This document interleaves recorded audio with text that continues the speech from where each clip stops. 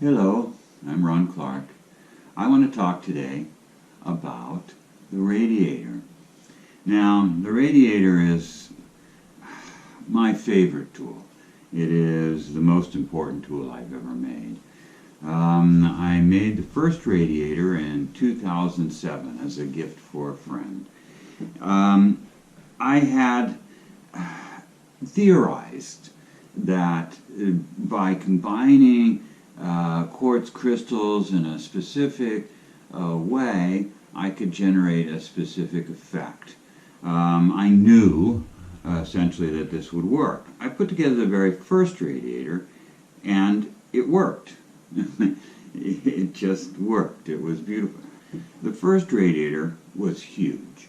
It was bigger, the mechanism was bigger and the box was bigger. It was about this tall, it was this wide, it was very elaborate. I learned over the years that size doesn't matter, and the new radiator is much smaller, much more compact, much easier to deal with, and much less expensive to make. This is the exterior. It is coated in a graphite paint underneath the surface to create a Faraday cage, basically to keep the radiation inside the box, doesn't radiate out into the room.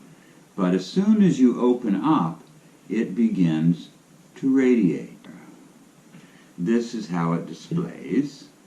Now, the radiator is composed of 11 quartz crystals. We've got 10 double terminated quartz crystals poking out here, and 1 quartz crystal sphere in the center. Let me show you close up what it looks like.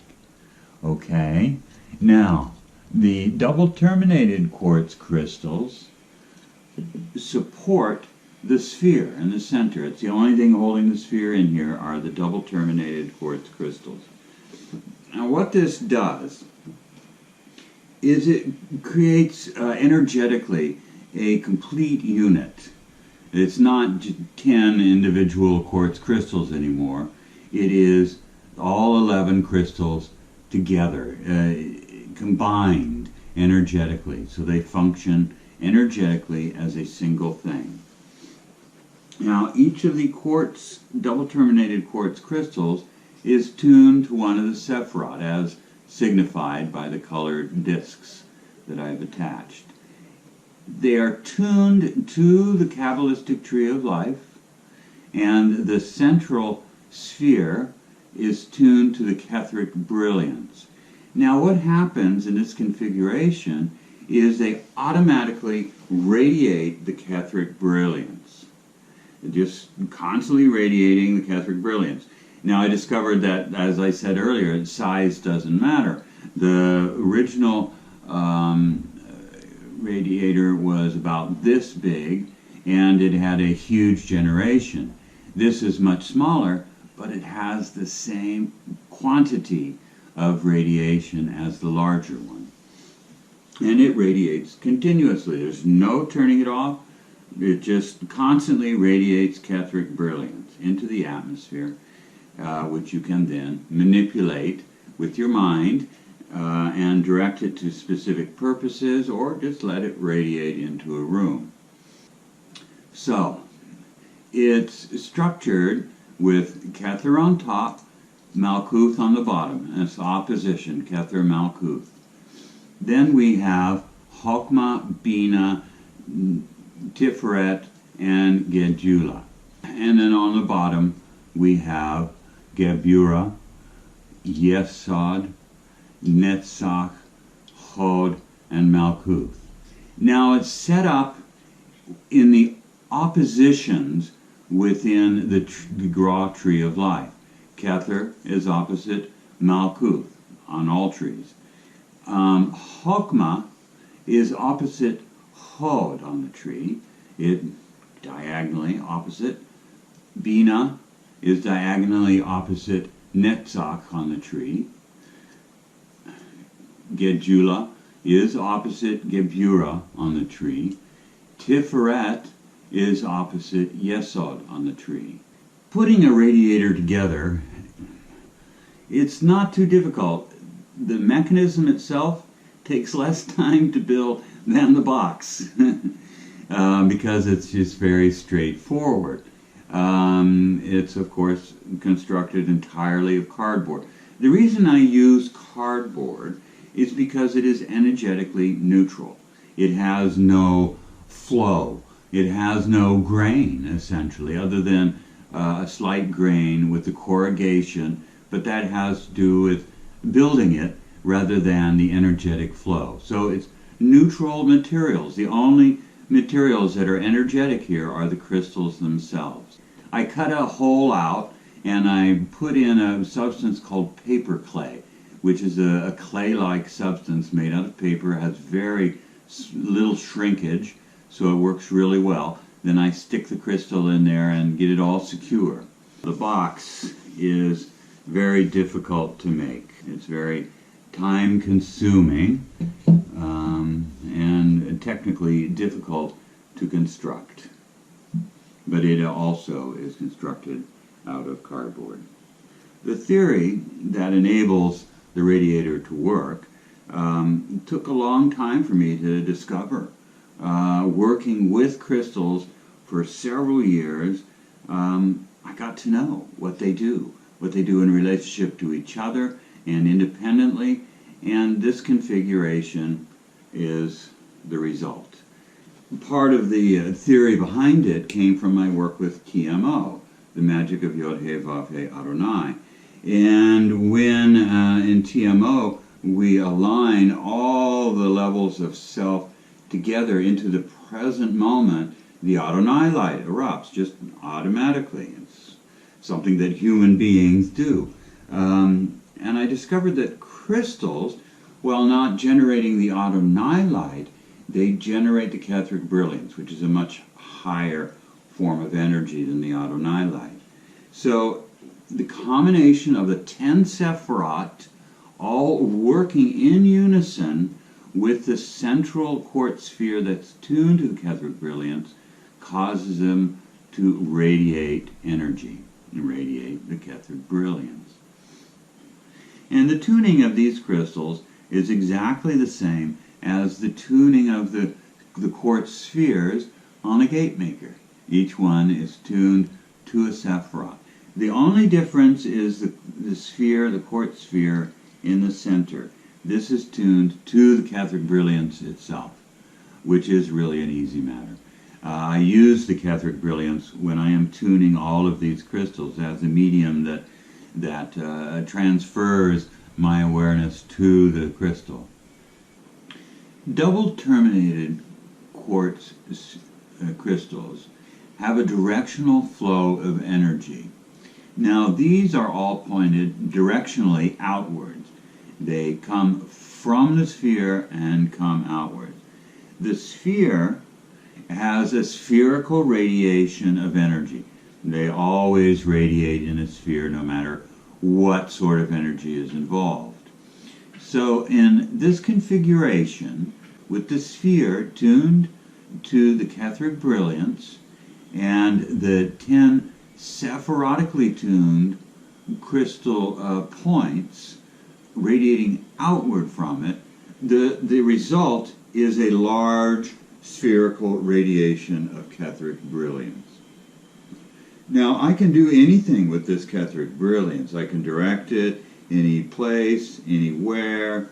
I can send it out.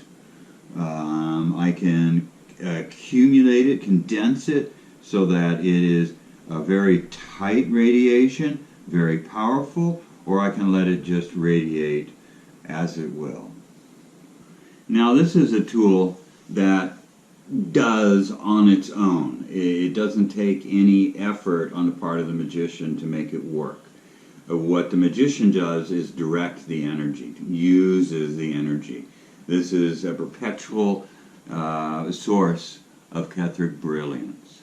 Very handy in magical ritual or any personal rituals whatsoever. It's a great healing force. The Ketric Brilliance. It's a little difficult to describe. It is really the highest energy that we have to work with. It is the passage from Kether, the I, to the I am, the Chokmah. It's that passage from Kether to Chokmah in which the Ketric Brilliance comes into existence. So Chokmah is filled with the Ketric Brilliance. Another name we know for it, or another form of the Ketric Brilliance, is essential meaning. So Chokmah is full of essential meaning, an infinite amount of essential meaning, which translates into Ketric Brilliance in our experience of Chokmah. It does not exist in Kether. The Kether is beyond brilliance as a thing. So, the Ketric Brilliance supersedes the Akasha. The Akasha is not a substance in the same way that the elements are a substance, or the Ketric Brilliance is a substance. These are components of reality. The Akasha is not a component of reality, it is a phase of manifestation. So with the Ketric Brilliance, we can accumulate the Ketric Brilliance, we can condense the Ketric Brilliance, etc., unlike the Akasha. So it is a very useful substance. It shares a lot of characteristics with the Akasha, but it is a substance that permeates everything from Chokmah down in the tree. Many people have had very strong reactions to the presence of the radiator. And the Ketric Brilliance is one of those initiatory substances, much like the universal matter for an alchemist. It transforms you just being in its presence.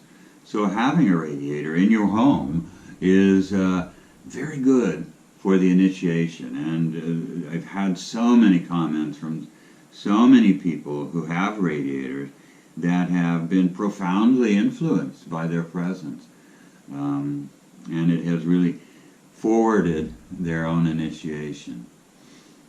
From 2007, after I made the very first radiator, through till about 2015, I made 10 total radiators of varying sizes, varying designs. The mechanism has always been the same, just different sizes, but the box has been different each time. And some of them were very complex, very difficult to make. The last radiators I made in that series took about 3 months each to construct. This radiator takes a month to construct.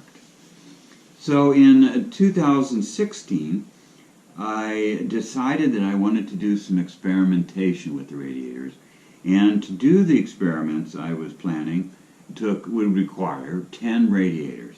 So in 2016, I started the process of making 10 radiators, one right after the other, and it took me 11 months to complete that work. This is one of those radiators. This is my version. So there are now 20 radiators in the world. I rather doubt I'm going to make any more, but who knows? Life presents some interesting twists and turns. I didn't expect to be making the most recent 10. So, that's the radiator. And it goes back in this little box when I'm through with it and shuts off the radiation. So now, there's no sensation at all, no radiation of Ketric Brilliance or any other energy. It is completely inert in this form. Well, that's the radiator. Next week will be a special little friend of mine, some recent inventions to thrill you with. Okay, bye-bye.